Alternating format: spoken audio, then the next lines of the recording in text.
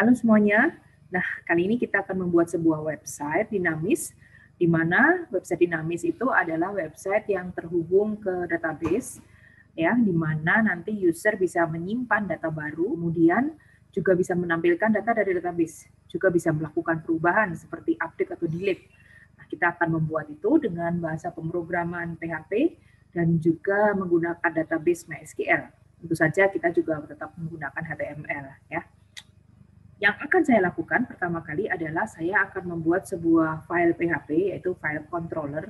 Kita sebut aja controller.php nantinya. Nah, di file controller.php ini, saya akan membuat function-function, misalnya function untuk connect ke database, kemudian close database, kemudian function untuk create data, read data, update data, dan juga delete data. Nah, ini biasanya yang disingkat dengan CRUD ya, atau truth kalau orang bilang. Oke. Semua function ini akan disimpan di file yang bernama controller.php. Nah, kemudian file controller.php ini yang akan nantinya kita include-kan di setiap file PHP yang kita perlukan. Dengan begitu, paling tidak kita sedikit memisahkan ya antara controller dan juga dengan layout, dan juga nanti bila menggunakan desain itu menggunakan CSS, itu juga dengan file yang terpisah. Oke, kita langsung mulai aja. Di sini kita nyalakan dulu. Sebagai langkah pertama yang akan kita lakukan adalah kita akan membuat database-nya dulu ya. Kita buka dulu Accent ya, kemudian kita start Apache-nya, dan kemudian kita start juga MySQL-nya ya. Nah, setelah kita start keduanya, sekarang yang bisa kita lakukan, kita buka nih halaman adminnya, PHP MyAdmin di sini. Kita klik aja.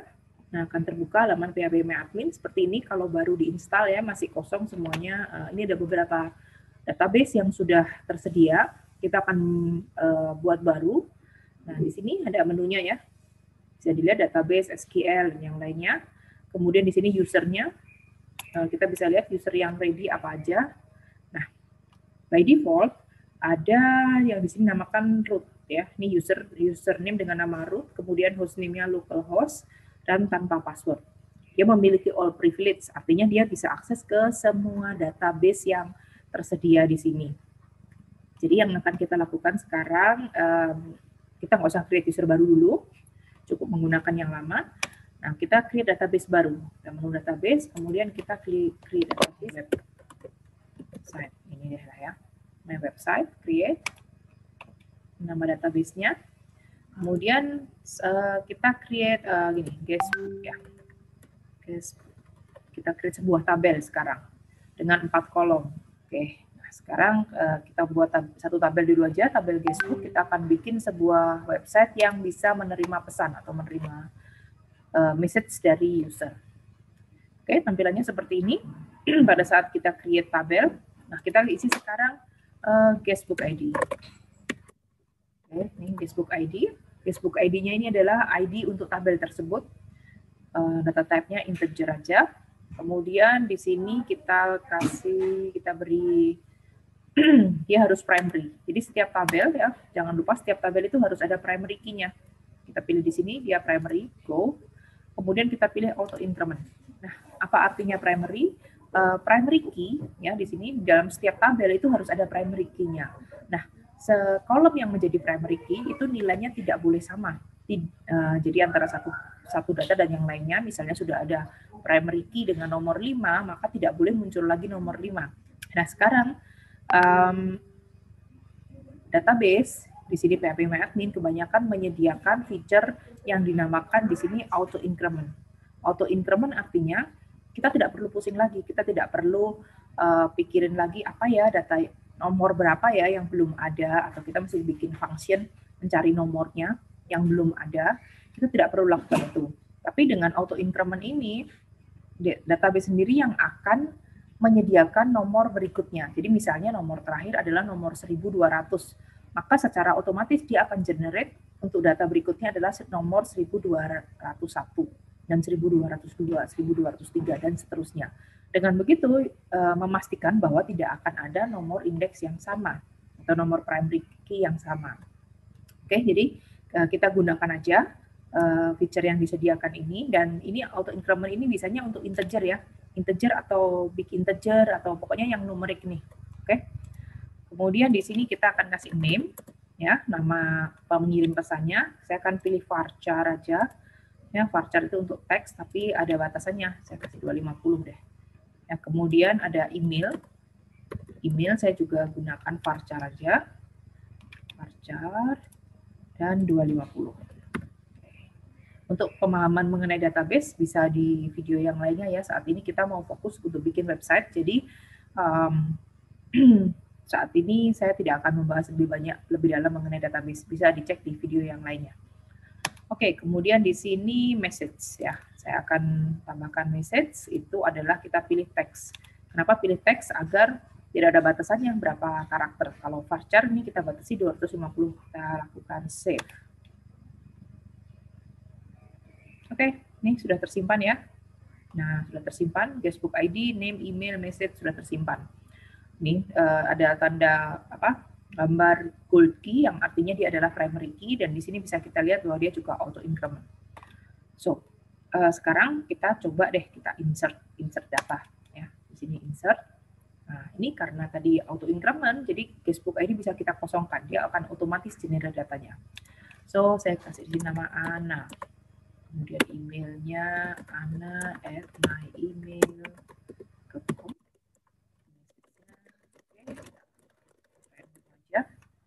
Oke, kemudian go. Kita lihat. Ya, ini perintah SQL yang sebenarnya yang di-generate ya oleh PHP MyAdmin. Nah, kalau kita lihat datanya di browse ini, yep, sudah tersimpan ya, Ana my email, dan ini message-nya. Kita lihat guestbook ID otomatis ada angka 1. Ya, ini yang generate adalah PHP MyAdmin sendiri. Kita coba insert yang kedua. Oke, saya kosongkan lagi guestbook ID, langsung ke sini namanya beta. beta@myemail.com. Kemudian message-nya juga. So, oke, ini ya perintahnya sudah ada. Kita lihat di browse lagi. Nah, seperti kita lihat ya, guestbook ID 1, di sini 2, otomatis tersimpan. Ya, otomatis. So, sekarang sudah berhasil berarti. Nah, untuk menampilkan ini, ya, untuk menampilkan seluruh data yang ada dalam sebuah tabel, kalau kita lihat di sini perintahnya. Ya, perintahnya adalah select bintang from nama tabelnya apa. Nah, di sini nama tabel kita adalah guestbook. Jadi kita bisa pakai perintah ini, select bintang from guestbook. Kita akan gunakan ini nanti. Oke, langkah selanjutnya sekarang database sudah beres. Sekarang langkah selanjutnya kita akan membuat file PHP-nya. Kita akan buat dulu sebuah folder baru, ya, folder project baru. Di sini saya masuk ke Explorer saya dan masuk ke local disk, kemudian XM. Jadi file XM masuk ke htdocs. Nah, di sini saya akan buat sebuah file baru, sebuah folder baru ya, my website.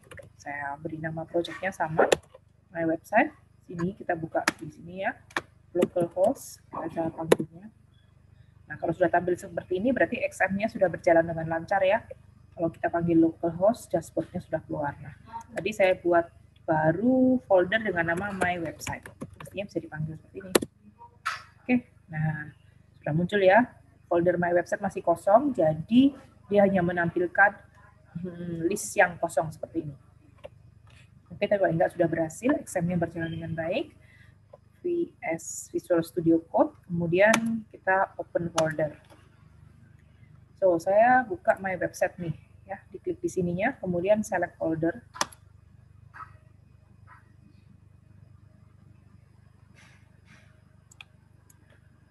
Nah, seperti yang bisa dilihat sekarang, ini sudah ada folder my website, masih kosong. Saya create file baru di sini. Kita beri nama index.php. Oke, nah sudah tercreate. Sekarang kita lihat di sini htdocs my website. Yap, ya, bisa dilihat ya, sudah ada juga filenya di dalam folder my website. Nah, langkah selanjutnya kita akan buat sebuah file PHP di sini, file HTML dulu. Ya, seperti ini. Kemudian hello, kita save, kita lihat sekarang di browser apa yang akan terjadi. Kita sudah ada indeks, nah hello sudah keluar ya. Good. Seperti yang saya bilang tadi, saya akan buat sebuah file controller sekarang. Kita buat file baru dengan nama controller.php. Oke. Nah, di controller.php ini adalah sebuah file PHP. Kita bisa langsung tulis seperti ini. Oke, sekarang saya akan buat function untuk connect ke database. Ya, function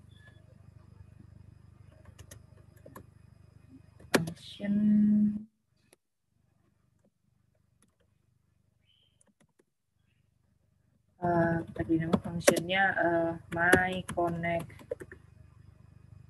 db. Oke, akan selalu mulai dengan seperti ini ya, my, agar kita tahu persis bahwa ini function yang kita buat sendiri. So, untuk koneksi ke database yang perlu kita lakukan pertama adalah kita harus berikan ini, bikin beberapa variabel. Hostnya, hostnya adalah localhost tadi. Dari mana saya tahunya? Dari sini ya, dari file ini. Masuk ke klik yang di sini aja, yang home ini ya. Home di sini user account. Nah ini bisa kita lihat ya, hostname-nya adalah localhost, username-nya root, dan passwordnya kosong. Oke, sekarang terus localhost, kemudian username, itu adalah root, ya, kemudian passwordnya kosong, jadi cukup seperti ini. Oke, kemudian jangan lupa nama database-nya. Di sini nama database-nya ada banyak ya. Dan yang mau saya akses saat ini adalah my website aja. Nah, di sini database-nya adalah my website. Oke.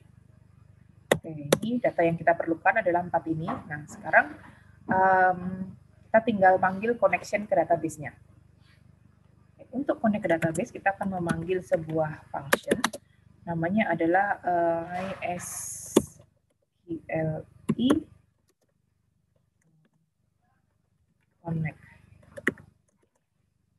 Kemudian kita masukkan apa hostnya, kemudian usernya siapa, jadi terima 4 variabel ya, kemudian passwordnya apa, dan terakhir nama database-nya. Oke, ini MySQLi connect. Nah, kalau seandainya dia tidak berhasil connect, maka kita kasih pilihan ini or die. Nah, kalau die ini artinya koneksi ke database tidak berhasil. So, kita berikan nih perintahnya error connect database. Oke, seperti ini ya. Nah, kemudian kita return connection-nya yang sudah terbentuk. Jadi, di perintah MySQLi connect, kita membuat koneksi yang jembatan ke database, kemudian sekarang hasil koneksinya kita kembalikan. Oke, sudah ya. Ini satu function untuk connect ke database. Nah, kalau kita sudah bikin function untuk connect ke database, jangan lupa kita tutup lagi koneksinya kalau sudah selesai.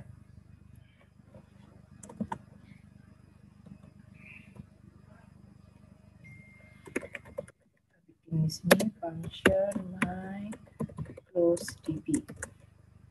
Oke. Kita terima sebuah parameter, yaitu parameter yang atau koneksi yang hendak ditutup. Kemudian kita bilang di sini, kemudian kita tinggal panggil aja mysqli close. Nah, kita close apa? Kita close adalah koneksinya. Oke, cukup seperti ini. Selesai. Ya, kita sudah punya 2 function, yaitu untuk connect database dan close connection. Nah, selanjutnya sekarang kita akan coba yang paling mudah dulu ya. Kita akan buat sebuah function untuk membaca data yang ada di tabel yang di dalam database. So, saya akan buat sekarang function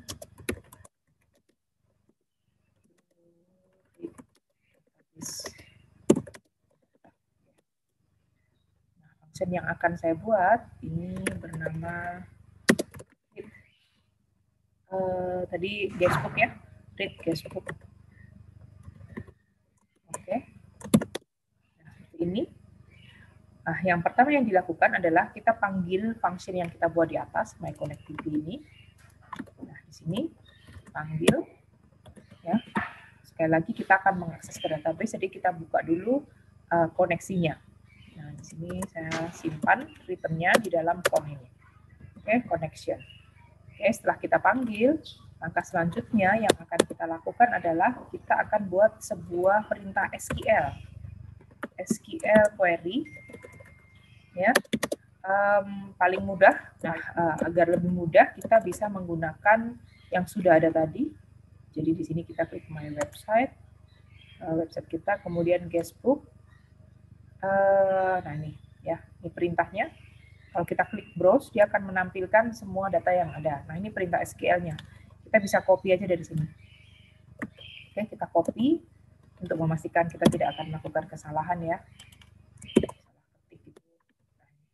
Bintang from guestbook. Oke, selesai. Ini perintah SQL-nya. Nah, sebelumnya, sekarang saya akan melakukan pengecekan dulu apakah koneksinya berhasil ya. Dengan cara seperti ini, if con tidak sama dengan null. So, yang dilakukan adalah ini semua. Oke.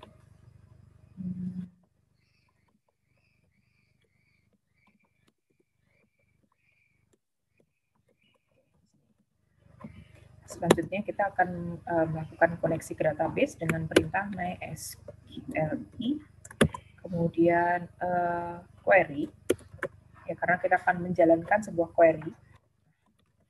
Kemudian kita katakan query ini harus dijalankan di atas koneksi con, dan perintah query-nya adalah SQL query ini ya, yang ini ya, perintah query yang sudah kita buat barusan ini.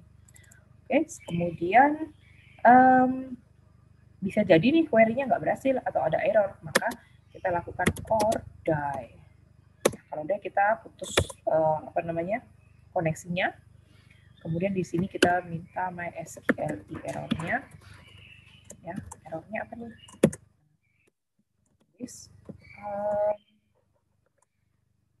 Query error gitu ya. Oke, sampai di sini sudah. Nah, ini MySQL query ini dia return sesuatu. Jadi kita terima result. Di sini dia akan menjalankan query, dia akan ambil data dari database, atau dia akan menjalankan sesuatu, entah ambil data, atau update data, atau apapun. Kemudian hasilnya, kalau misalnya ini ambil data, maka akan dikirim kembali. Karena itu kita perlu tampung. Nah, tampungnya di mana? Di result ini. Ya, MySQL error. Dan kemudian kita akan putus koneksinya. Jadi koneksi yang ada itu kita putuskan kembali. Oke, sampai di sini sudah selesai, hampir. Nah, kita sekarang, seperti kita tahu ya, sekarang MySQL query ini akan menjalankan sebuah perintah query. Nah, perintah query-nya di sini kita adalah minta dia untuk ambil data dari database. Bisa juga nanti perintahnya adalah untuk update, atau untuk delete, atau untuk create, ya, banyak ya. Sekarang, pada saat kita minta dia untuk ambil dari data dari database, maka dia akan mengirim kembali data itu. Nah, jadi karena itu kita perlu tampung data yang akan dikirim. Di sini kita di dalam result ya. Di datanya nanti yang ada database itu akan dikirim ke result ini. Oke, seperti itu. So, sekarang kita akan cek nih apakah resultnya itu ada isinya apa enggak. Nah, kita bisa cek dengan cara seperti ini. If result, kemudian kita panggil yang num rows.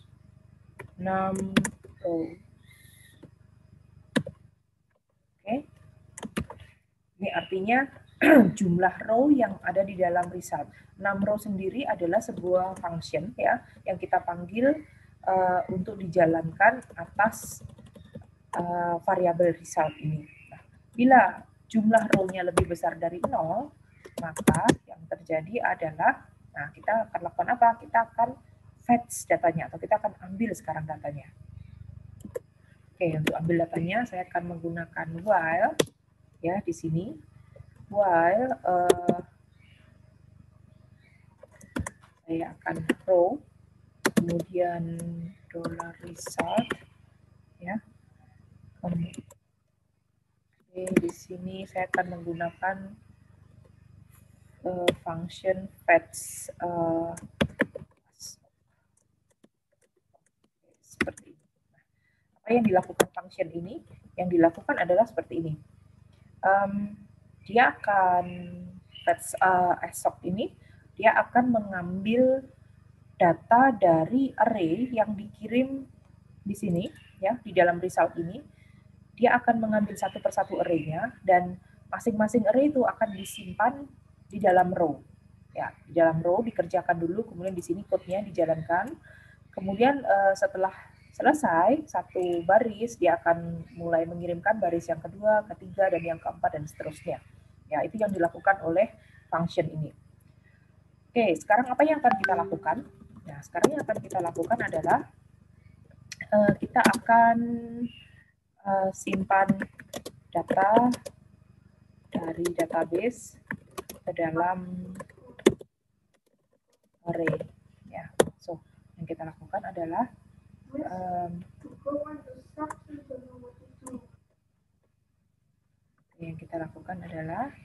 kita simpan dulu. Di sini ada ID, yang kita tahu ada ID, ya, kita bikin baru.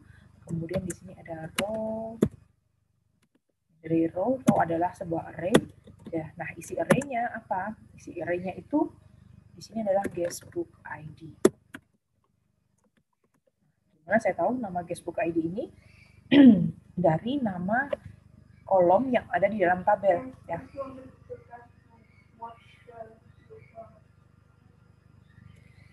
Nah, dari mana saya tahu nama guestbook ID ini? Ini dari, nah, dari mana saya tahu guestbook ID ini namanya adalah guestbook ID? Nah, nama dari row ini adalah nama yang ada di dalam kolom tabel database kita. Kita cek ya, tabel database kita nih, guestbook ID, name, email, dan message. So, cara kita ambil juga sama. Di sini, saya copy 4 kali dulu. Kemudian guestbook ID, kemudian name, tadi name ya. Jadi key-nya atau identifier dari array ini adalah sesuai dengan nama kolom. Dan harus sama persis, jangan kebalik ya. Jangan sampai kadang-kadang kesalahannya sepele nih. Di sini namanya kita sering nih, oh ini ID pasti, padahal ternyata di dalam database adalah guestbook ID. Jadi jangan lakukan itu. Terus huruf besar kecil juga berpengaruh. Di sini saya sesuaikan name, email, dan message. Oke, kemudian ini kita simpannya tapi masih di dalam sebuah variabel biasa ya. So, saya nggak ingin melakukan ini, jadi saya ingin simpannya ke dalam array. Jadi saya bikin array baru deh, data, kemudian ini saya jadikan key-nya lagi, ya seperti ini, data ID. Jadi saya harus copy ulang apa yang sudah dikirim oleh database. Itu saya harus kopikan ulang di sini. Oke, email. Kemudian data. Oke, sampai di sini cukup paham. Berarti sekarang saya punya sebuah array yang memiliki 4 identifier ya, ID, name, email, dan message. Nah, array ini akan kembali saya masukkan ke dalam sebuah array besar. Nah, saya create dulu di sini di atas. Result.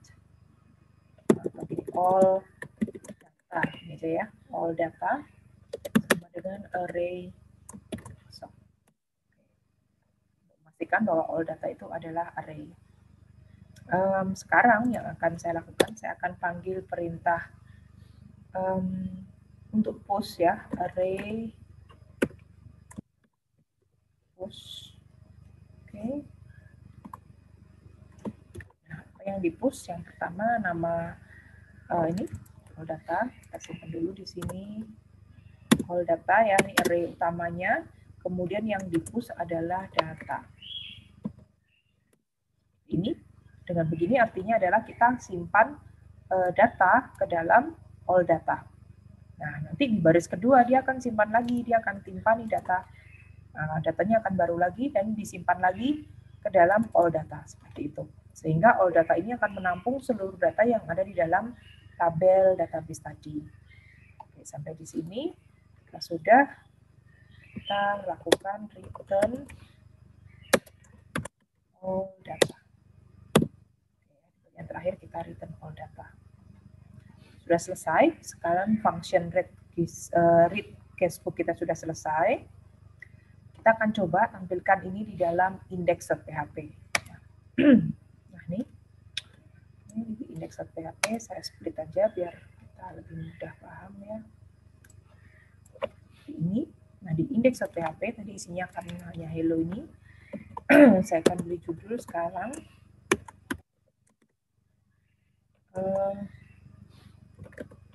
Ini adalah halaman read ya, read all Facebook data. Oke. So, di sini sekarang yang pertama di index.php ini jangan lupa kita panggil controller.php-nya ya di sini. Tadi controller.php kita panggil, kenapa? Agar dikenali semua function yang ada di sini. Jadi di sini kita panggil include, dan saya pakai include once ya. Sama aja dengan include, hanya bedanya kalau include once adalah dia akan panggil sekali aja, dia akan cek apakah sebelumnya sudah dipanggil. Kalau sudah dipanggil ya dia cukup panggil sekali. Tapi kalau belum dipanggil, ya dia akan panggil seperti itu. Kalau include tadi tidak melihat itu, jadi include once, apa yang dipanggil controller.php. Kenapa saya bisa menuliskan langsung di sini controller.php? Karena kalau kita lihat ya sekarang di sini di my website ini di folder projectnya controller dan index ini ada di dalam folder yang sama. Nah, seandainya controller ini ada di dalam folder yang lain, misalnya dalam sini ada kita create folder baru gitu ya, berarti saya harus sertakan di sini nama foldernya, misalnya folder ABC gitu ya. Nah, seperti ini. Tapi karena ini bukan kasusnya, maka kita bisa langsung tuliskan seperti ini. Nah, langkah selanjutnya sekarang kita akan coba tampilkan ya data yang ada di database di halaman indeks ini. So, sekarang kita hanya perlu memanggil nih dari read casebook karena sekarang sudah dikenalin ya, karena dia di controller.php dan kita sudah includekan controller.php di sini, maka kita bisa panggil. Nah, di sini saya akan coba panggil.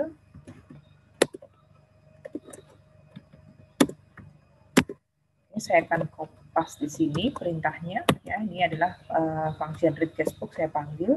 Kemudian kita tahu bahwa read casebook return di sini lihat ya, return all data. Jadi return semua data yang dari database disimpan ke dalam array 2 dimensi, yaitu di sini array 2 dimensinya all data dan di sini return all data. Jadi saya siapkan di sini juga result sebuah variabel ya yang akan menampung semua data tersebut. Nah, langkah selanjutnya kita akan buka nih. Kita akan buka apa sih isi dari result itu. Nah, karena itu di sini saya akan menggunakan perintah for each ya. For each. Oke. Nah, di sini result as just kita bilang data ini aja ya. Baris data biar lebih paham. Oke, baris data. Nah, sekarang kita dapat nih baris data. Nah, baris data kita akan tampilkan dalam bentuk apa ya enaknya? Oke, kita tampilkan dalam bentuk list saja ya. So, saya tutup dulu di sini, saya buka lagi PHP-nya di sini. Nah, karena saya hendak membuat HTML, maka di sini saya tuliskan list UL. Oke. Kemudian UL. Kemudian ada listnya. LI. Oke, sekarang sudah kita siapkan frame-nya. Nah, sekarang tinggal ditampilkan apa nih? Oke, untuk menampilkan, saya cukup seperti ini, baris data. Nah, baris data yang apa?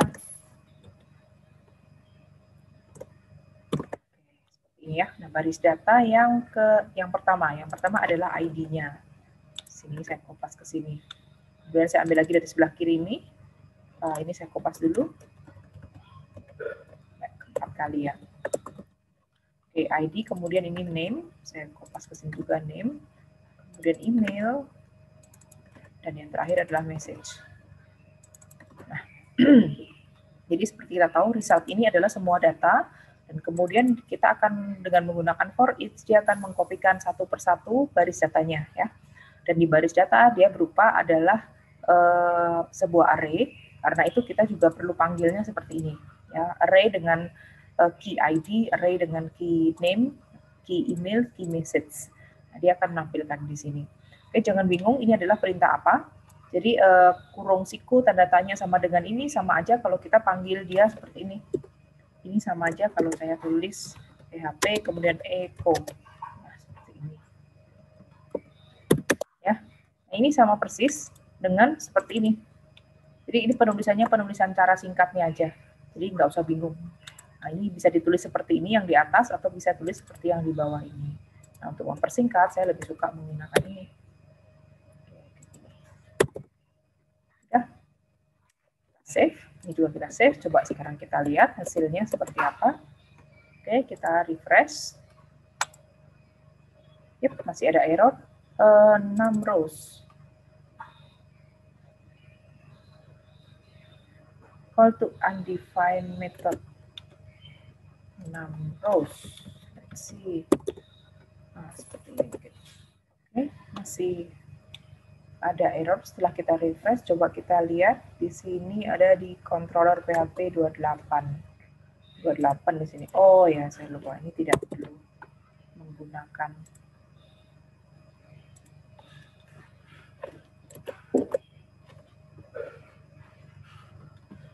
oke, ini line 28 masih ada kesalahan. Oh, oke, 6 rows tidak perlu menggunakan. Jadi cukup. Oke, save. Kita lihat hasilnya. Yep, sudah keluar ya. Nah, seperti sekarang bisa kita lihat, dia menampilkan kedua data yang sudah kita save di database, yaitu ANA dan beta. Ya, ANA dan beta sudah tampil sekarang dalam bentuk list. Ya, oke. Sampai di sini sudah selesai.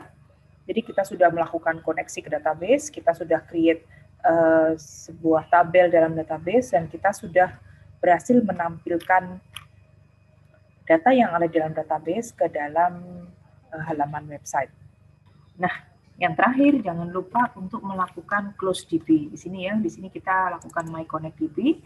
Nah, sebelum kita mengakhiri, kita melakukan kita panggil dulu my close DB. Di sini tadi saya tambahkan ini ya, kita tambahkan my close DB, tapi saya lupa menambahkan parameternya. Jadi saat manggil my close DB harus tambahkan parameternya. Ini sini juga. Save. Oke, itu untuk pertemuan kita kali ini. Di pertemuan selanjutnya kita akan membuat function-function lainnya.